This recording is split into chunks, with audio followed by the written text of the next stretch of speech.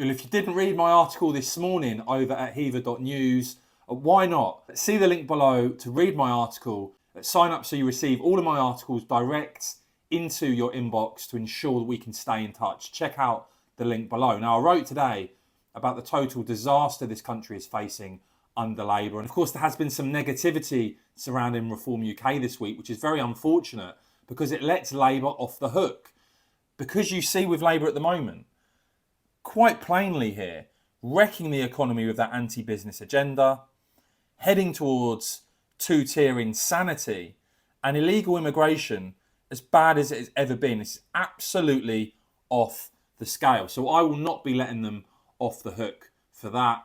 And in terms of the public, in terms of what voters are making of everything, well, just look at this. This poll conducted on Wednesday actually has Reform UK extending their lead now, 6 points ahead of the Conservatives, 3 points ahead of Keir Starmer's party.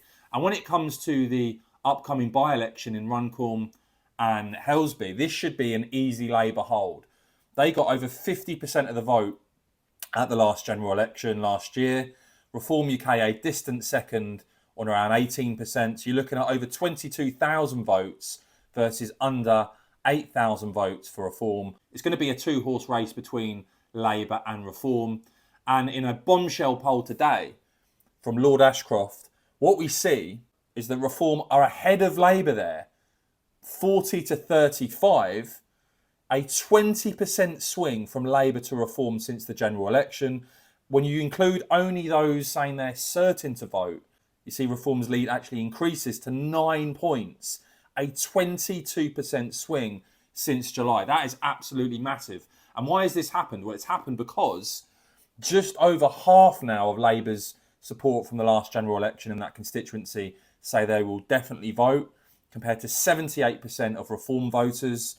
And you see here, of Labour voters from the last general election in this constituency, a third strongly disapproving of Labour's performance in government. Those are Labour voters from the last general election.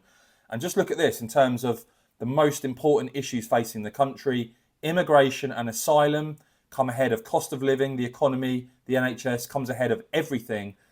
And when those in the constituency are asked who would make the best Prime Minister, 34% back Farage compared to 27% for Starmer and just 11% for Kemi Badenoch.